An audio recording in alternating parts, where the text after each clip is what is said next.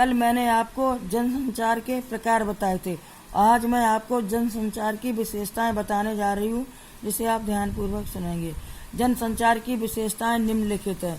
Number 1, जनसंचार माध्यमों के जरिए प्रकाशित या प्रसारित संदेशों की प्रकृति सार्वजनिक होती है। इसका अर्थ यह हुआ कि अंतर्वैयक्तिक या समूह संचार की तुलना में जनसंचार के संदेश सबके लिए होते हैं। दूसरा नंबर, संचार के अन्य रूपों से एक फर्क यह भी है कि इसमें संचारक और प्राप्तकर्ता के बीच कोई सीधा संबंध नहीं होता है।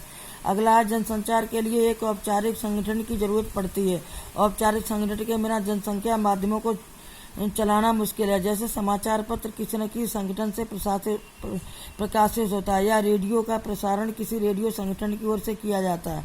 अगला है, जनसंचार माध्यमों में ढेर सारे द्वारपाल गेट कीपर काम करते हैं। द्वारपाल वह व्यक्ति था या व्यक्तियों का समूह है जो जनसंचार माध्यमों से प्रकाशित या प्रसारित होने वाली सामग्री को नियंत्रित और निर्धारित करता है।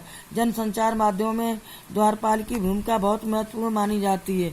यह उनकी ही जिम्मेदारी है कि वे सार्वजनिक हित पत्रकारिता के सिद्धांतों, मूल्यों और आचार संहिता के अनुसार सामग्री को संपादित करें और उसके बाद ही उनके प्रसारण या प्रकाशन की इजाजत दें। जनसंचार के कार्य। जिस प्रकार संचार के कई कार्य हैं, उसी तरह जनसंचार माध्यमों के भी कई कार्य हैं। उनमें से कुछ प्रमुख कार्य इस प्रकार हैं। सूचना देना। नंबर 1, सूचना देना। जनसंचार माध्यमों का प्रमुख कार्य सूचना देना है। हम उनके जरिए ही दुनिया भर से सूचना प्राप्त होती हैं। हमारी जरूरतों का बड़ा हिस्सा जनसंचार माध्यमों के जरिए ही पूरा होता है। अगला नंबर, शिक्षित करना।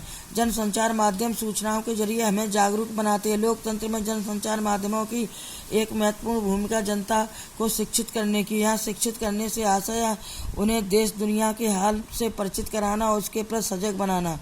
अगला नंबर, मनोरंजन करना। जनसंचार माध्यम मनोरंजन के भी प्रमुख साधन है। सिनेमा, टीवी, रेडियो, संगीत के टेप, वीडियो और किताबें आदि मनोरंजन के प्रमुख माध्यम हैं। अगला है, एजेंडा तय करना।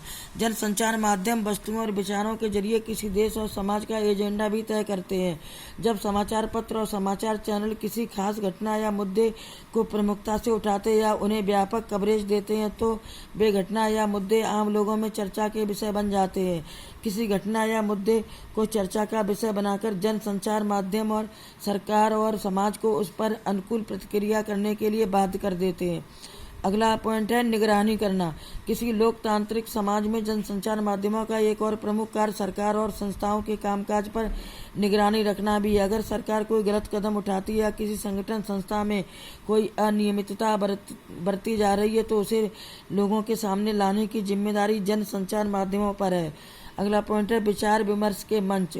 जनसंचार माध्यमों का एक कार्य यह भी है कि वे लोकतंत्र में विभिन्न विचारों को अभिव्यक्त का मंच उपलब्ध कराते हैं। इसके जरिए विभिन्न विचार लोगों के सामने पहुंचते हैं। जैसे किसी समाचार पत्र के संपादकीय पृष्ठ पर किसी घटना या मुद्दे पर विभिन्न विचार रखने वाले लेखक अपनी राय व्यक्त करते हैं। इसी तरह संपादक के नाम चिट्ठी स्तंभ में आम लोगों को अपनी राय व्यक्त करने का मौका मिलता है। इस तरह जनसंचार माध्यम विचार विमर्श के मंच के रूप में भी काम करते हैं। बच्चों, शेष पाठ कल पढ़ाएंगे।